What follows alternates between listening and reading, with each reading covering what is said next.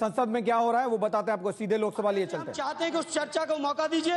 हमारा नोटिस ध्यान आकर्षण में भी है, 193 के नियम के तहत भी है। अध्यक्ष जी, चर्चा का मौका दीजिए और तत्काल जो छात्रों के ऊपर बाहर लाठीचार्ज हो रहा है, अत्याचार हो रहा है, अन्याय हो रहा है, अपमान हो रहा है, हिंदी मानने वालों को, भारतीय भाषाओं मानने वालों को अपमान हो रहा है, अध्यक्ष जी उसको संरक्षण की जरूरत है। और अध्यक्ष जी, अगर आप भी संरक्षण नहीं दोगे तो बता दीजिए अध्यक्ष जी, कहां जाएंगे देश के लोग? ऐसे करोड़ों करोड़ों लोग जो हिंदी और भारतीय भाषाओं को श्रद्धा से देखते हैं, उनके साथ अध्यक्ष जी आप अगर न्याय नहीं करेंगे तो कौन न्याय करेगा? अध्यक्ष जी, हम आपसे चाहते हैं, आपका संरक्षण चाहते हैं और पूरा देश आपकी ओर उम्मीद भरी निगाह से देख रहा है। अगर अध्यक्ष जी कहीं चूक गए तो इतिहास हम सब में से किसी को माफ नहीं करेगा। जिस तरह की स्थिति देश के सामने आज खड़ी हुई है। आइटम नंबर 9 आप एसोसिएट कर सकते हैं। Now finance minister, finance bill, please. No, associate करो। No no, yes.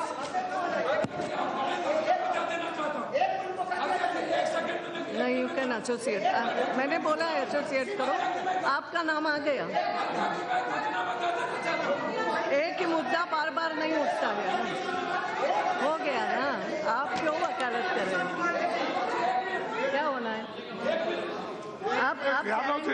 आप गारंटी दे रहे हो 1 मिनट में भेजिए। तो ये तस्वीरें लोकसभा की, लेकिन आपको राज्यसभा बताते हैं क्या शरद यादव क्या कह रहे हैं इस पूरे मुद्दे पर। तमिलियंस जो विद्यार्थी हैं, स्टूडेंट्स हैं, वो 2008 में 98, 2009 में 90, 2010 में 38 और 2011 में 14। कन्नड़ के जो विद्यार्थी हैं 2008 में 14, 2009 में 11 और 2009 में 11 और 2011 में 5। तेलुगु के विद्यार्थी 2008 में 117, 2009 में 89, 2010 में 69, 2011 में 29।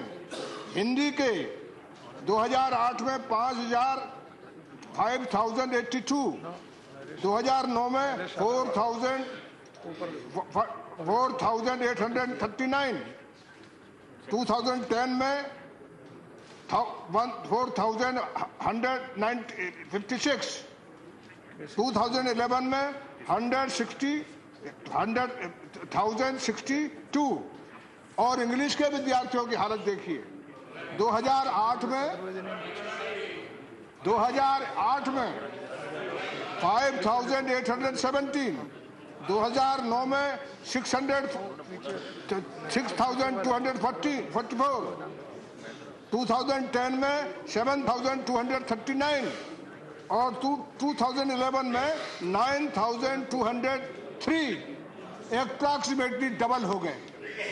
यानी भारतीय भाषाएं जो हैं आजादी के बाद से अंग्रेजी बनाए रखने के लिए ये तमिल के मेंबर्स बैठे हैं। ये तमिलियंस की हालत जो है वो अंग्रेजी के चलते ये हुई है। यानी कहां से वो 98 थे, आज आपकी भाषा के 14 विद्यार्थी आ रहे हैं। तो भी यही होगा। सुनिए, नहीं सुनिए, अपनी बात कह दीजिए आप। मैं ये कह रहा हूँ, मैनेजमेंट के स्टूडेंट का पेपर CSAT 2 में जो सिलेबस चेंज कर दिया गया, जो जीके का पेपर होता है उसको एक्सेप्ट करने के बाद भी जो उन्होंने इंग्लिश कॉम्प्रिहेंसिव दिया है रीजनल और हिंदी भाषियों के लिए, अध्यक्ष जी मैं रिक्वेस्ट करूंगी कि HRD मिनिस्टर उस कॉम्प्रिहेंसिव को हिंदी भाषी को देखें। आप अगर अच्छे हिंदी भाषी हैं तब भी आप उसको नहीं समझ सकते, और उसमें मेंशन कर दिया गया है कि अगर हिंदी में कोई गड़बड़ी है तो हम इंग्लिश को मान्य कर रहे हैं। तो ये अगर रीजनल लैंग्वेज और हिंदी भाषी के स्टूडेंट है, भारतीय भाषा के स्टूडेंट है, तो क्यों वो इंग्लिश को मान्य करेंगे, हिंदी के आधार पे क्यों नहीं करेंगे? और जब कॉम्प्रिहेंसिव हिंदी के आप एक बार क्वेश्चन पढ़ लीजिए, वो 38 क्वेश्चन है मेन और PT2 में भी, तो जब वो हिंदी समझ ही नहीं पाएंगे तो आंसर कैसे देंगे? उस बिहाफ में इंग्लिश वाले आगे चले जाते हैं। उनके कारण 2011 में 8 में, मैडम प्लीज, 2008 में जो परसेंटेज था 45%, आज 2013 में मात्र 2.6 रह गया है। उनका है कि CSAT से कॉम्प्रिहेंसिव को हटाया जाए, हिंदी को किसी हिंदी वाले से किया जाए, इंटरव्यू जो होता है उसमें हिंदी भाषा से इंटरव्यू निवासी से इंटरव्यू नहीं कराया जाए, ये उनकी डिमांड है। जो रीजनल है वो इंग्लिश क्यों बोलेंगे? मिस्टर मिनिस्टर, हो गया जी, आप कुछ नहीं होता, बैठिए प्लीज। यस, नहीं ऐसा हर बात का जवाब नहीं होता। उनको तत्काल वापस करो और इसके बाद इस कमेटी का नाम को, तब इस कमेटी का मतलब होगा। मैं इतना ही आपसे निवेदन करना चाहता हूँ। Okay, thank you. Now, I would request, see, I have noted the names. No, yes. See, my humble request is, ask clarification, confined to 2 minutes. 2 minutes.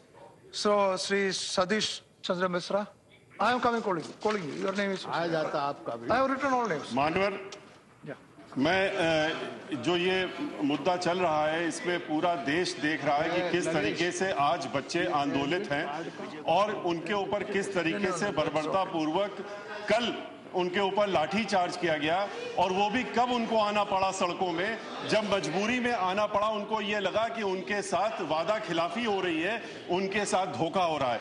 अभी ऑनरेबल श्री वेंकैया नायडू जी ने कहा कि माननीय मंत्री जी ने कहा कि इसको रिकंसिडर करने के लिए कमेटी बैठा ली गई है और कमेटी इसमें कंसिडर कर रही है। अगर कमेटी बैठा ली गई है, कंसिडर कर रही है, तो आपको ये बयान देने में क्या दिक्कत हो रही है माननीय मंत्री जी कि आप एडमिट कार्ड जो जारी हो रहे हैं उनको आप रोकने का काम करिए। जैसा कि माननीय शरद यादव जी ने कहा, आप इसको एडमिट कार्ड दे करके अगर आपने एक कमेटी बैठा ली है उसका शीघ्र निर्णय ले लीजिए।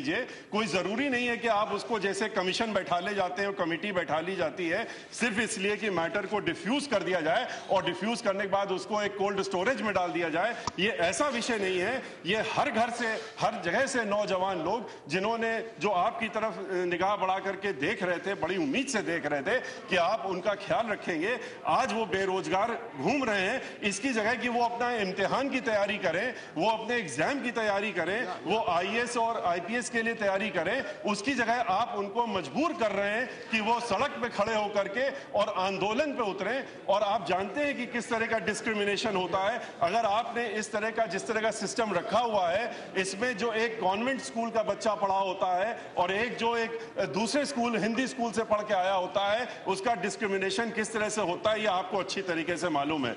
और इसका कोई वहां पर अगर आपने इस विषय को खत्म न करके और आपने इस मुद्दे को डिफ्यूज करने की जगह इसको और बढ़ाने के लिए इस तरह से एडमिट कार्ड को ऑनलाइन में डाल करके आपने पूरे देश को आपस में आंदोलित करने किया है। मेरी आपसे रिक्वेस्ट ये है कि आप इसको तुरंत रोकें और रोकने के साथ साथ में एडमिट कार्ड वापस ऑनलाइन जो है उसको कैंसिल करा करके इस कमेटी से कहिए कि 3 दिन में अपना निर्णय दे और इसमें जो बच्चे लोग हैं उनको भी बुलाइए, उनकी बात भी सुनिए और उनको सुन करके आप एक निर्णय ऐसा लीजिए जो सबको मान्य हो और जिससे कि सुकून हो, बच्चों का भविष्य उज्जवल हो सके। श्री नरेश अग्रवाल, सिर्फ 2 मिनट। माननीय सभापति जी, 2 मिनट।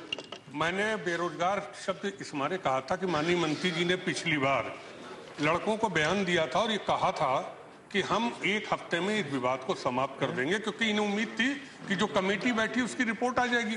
कल जो घटना घटी उसकी जिम्मेदारी सरकार की, लड़कों की नहीं है। ये तो लग रहा है कि जैसे सरकार कहीं मजबूर दिखाई दे रही है। श्रीमन, इतना बड़ा देश के साथ अन्याय हो रहा, रीजनल लैंग्वेज और हिंदी, खाली हिंदी का सवाल नहीं, सारे देश की भाषा जो रीजनल है, चाहे बंगाल की हो, चाहे तमिल की हो, चाहे आंध्र प्रदेश की हो, सबके लड़कों की क्या स्थिति आ रही यूपीएससी एग्जाम में, शरद जी ने बताया। एक उन्होंने। और आपको ले चलते हैं लोकसभा, जहां बजट पर उसके लिए वित्त आवश्यकता मंत्री होगी, जवाब एक बार उसकी चर्चा समाप्त हो जाए और वो जो फॉर्मूला है कैलकुलेशन का, सिद्धांत को हम लोग स्वीकार कर चुके हैं, अब केवल फॉर्मूला कैलकुलेशन का है जिसको लेकर चर्चा हो रही है। 24 अप्रैल को एंटनी साहब डिफेंस मिनिस्टर थे तो उन्होंने भी एक कमेटी इसके लिए बिठाई थी। जैसे उस पर चर्चा पूरी हो जाती है तो उसके संबंध में भी जो खर्चा होना है उसके प्रावधान यहां पर किया गया है। एक मांग और अपेक्षा रही कि इस देश के अंदर कोई वॉर मेमोरियल नहीं है। जो पहले विश्व युद्ध में बहुत बड़ी संख्या में भारतीय सैनिक थे जो शहीद हुए थे, उनके लिए एक वॉर मेमोरियल बना जिसको हम इंडिया गेट के नाम से जानते हैं। लेकिन 1947 के बाद लगभग 21,000 से ज्यादा सैनिक हैं जो चाहे युद्ध में चाहे किसी आंतरिक कारण की वजह से देश के लिए शहीद हुए हैं, उनके लिए अभी तक वॉर मेमोरियल नहीं बना। उस वॉर मेमोरियल की भी कमिटमेंट हमने इस बार दी है और प्रयास ये है कि उसको स्वीकार करके उसका कुछ स्थान भी हम लोगों ने आइडेंटिफाई किए हैं। एक ये भी अपेक्षा है कि बहुत देशों में है कि हमारे देश में कोई वॉर म्यूजियम नहीं है और इसलिए आर्म्ड फोर्सेस ने ही एक जगह आइडेंटिफाई की है, इंडिया गेट के नजदीक ही उन्हीं की जमीन है, प्रिंसेस पार्क में, जिसके लिए प्रावधान हमने वॉर म्यूजियम के लिए भी इस बार किया है।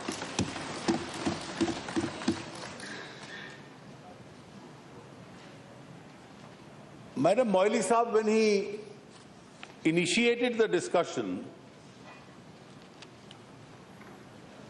I must say with my utmost affection and regard for him, he started on the right note. He advised us to be aggressive on the reform process because he felt that the economy has to pick up once again. Some of the points that he mentioned, he must seriously realize that these were issues, if not problems, which in one sense, which we have inherited as a part of continuity of government. I am glad he virtually expressed himself against the concept of a retrospective taxation. I agree with him that it sends a very bad negative signal and it hasn't helped our economy itself. And therefore, one of my jobs was to find a solution to the problem. Some members have expressed an apprehension as to why I used a phrase that there is a sovereign right of parliament. Of course, every parliament in the world has a sovereign right. They have a sovereign right to legislate. They have a sovereign right to legislate even retrospectively. The British Parliament has imposed several taxes which are retrospective. There are cases in which retrospective taxation, legitimate cases, has been levied by Indian Parliament. And I'll give an illustration.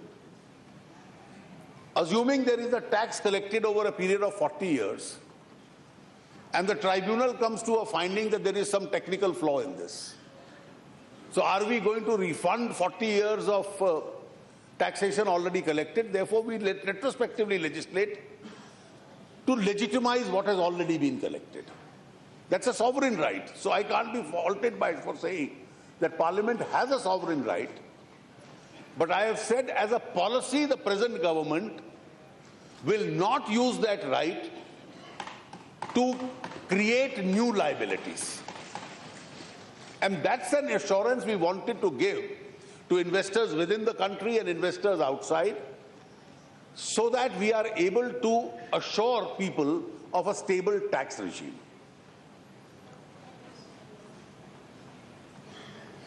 Moily Saab is right when he says extra aggression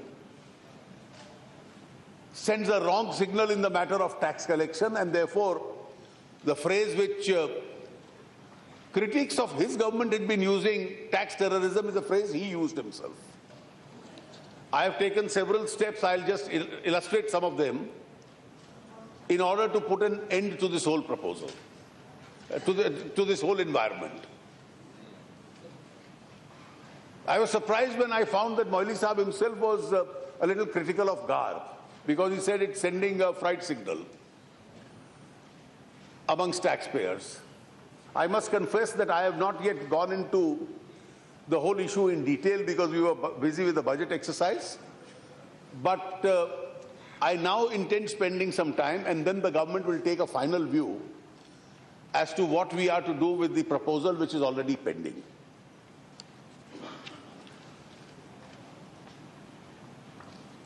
He mentioned the problem of stagflation. Now, it's actually a contradiction in terms. If you have stagnation, that's normally a sign of recession, that there is no economic activity. In inflation, the money supply has increased, so there is a lot of activity otherwise.